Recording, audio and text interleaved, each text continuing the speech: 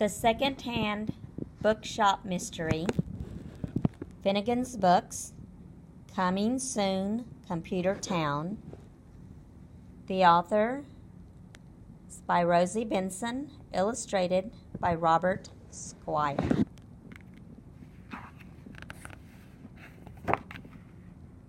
The Secondhand Bookshop Mystery.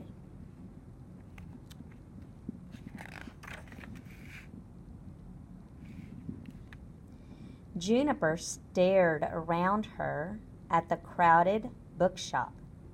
She sneezed. She was allergic to just about everything.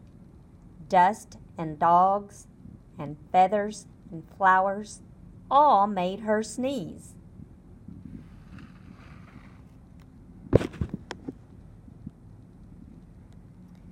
Juniper was here to help her friend Lan pack up books. Lan's parents were turning the old shop into a computer store.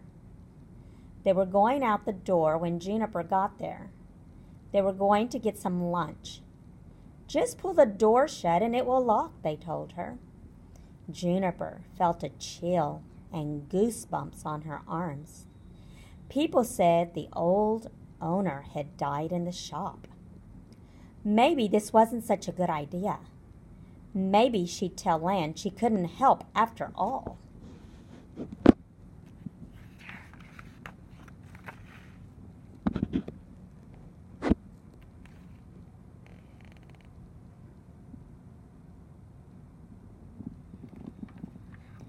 Suddenly, there was a tumbling crash like thunder. "Lan, are you okay?" Juniper called. "No! An encyclopedia attacked me," Lan shouted. Juniper went to help her friend. The paths between the shelves were very narrow. "What made all these books fall?" she asked. "I'm not sure," Lan said. "These stacks are tippy." A thud behind them made both girls jump and grab each other. Juniper whispered, "Maybe the shop's haunted." They searched, but they found only dusty books. Juniper sneezed again.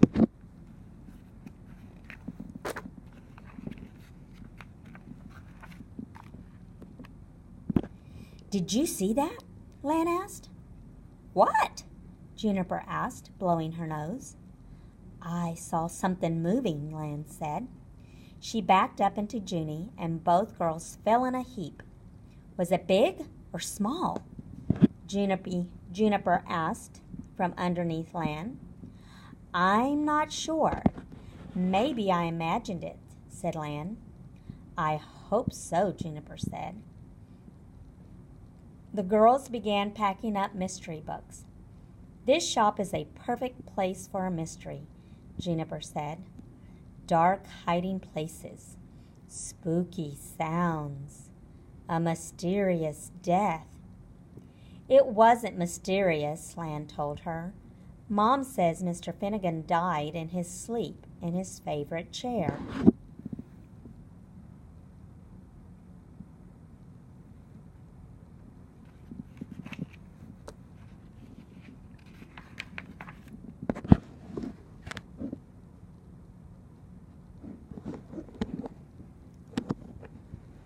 Juniper stared at spiderwebs around a window. What if somebody scared him to death? That's murder! Achoo! "Maybe you're allergic to mysteries," Lan teased. "Here's a scary title," Juniper said, holding up a book. "Murder in the Bookshop," Lan read aloud. 4 quick thumps startled both girls. "What's that knocking?" Juniper asked. "Murderers don't knock," Lan said. "Let's check it out." Before they could move, they heard a yow. Juniper jumped and grabbed Lan's arm. Even Lan looked worried. They crept to the front of the shop. They peeked around a bookcase. Peeking. She's looking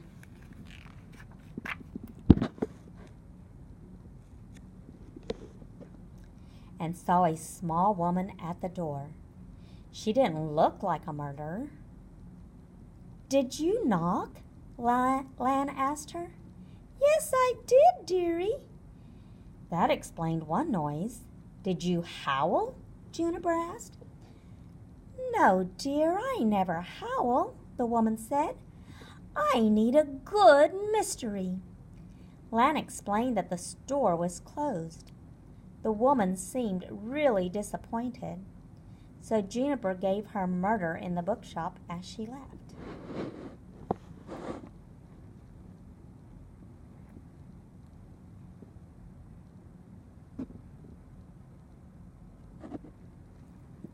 While Lan got more boxes, Juniper opened an art book. That's when she heard the soft scratching. The creepy sound sent shivers up her back. She almost raced after Lan. Then something about the sound stopped her. She decided to look around on her own.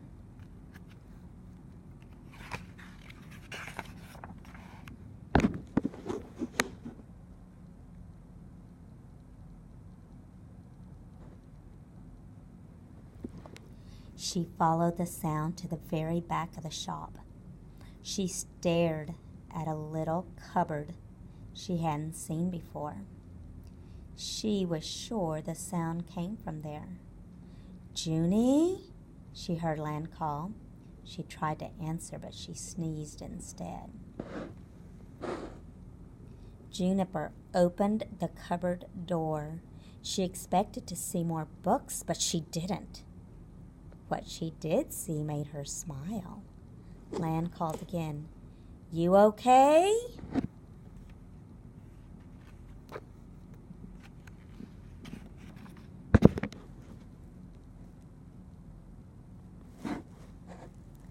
"Yes, back corner, behind the pets section. There's a cupboard," Juniper replied between sneezes. "I've got a big surprise for you that is really small." Lan followed Juniper's directions and the sound of sneezes. She couldn't think what the big, small surprise might be. Then Lan leaned down and stuck her head through the opening, and the surprise meowed.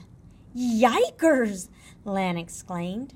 "It must belong to Mr. Finnegan," Juniper said. "There's a cozy blanket and food and water in there, and I saw a cat flap in the back door. Mrs. Keller must have fed her," Lan said. "She takes care of the building." "So what you saw before was this cat," Juniper wheezed. "But I can't adopt it." "That's for sure," Lan agreed. "But my folks can." "What about a name?" "Achoo!" "Perfect name," said Lan, and the friends laughed together.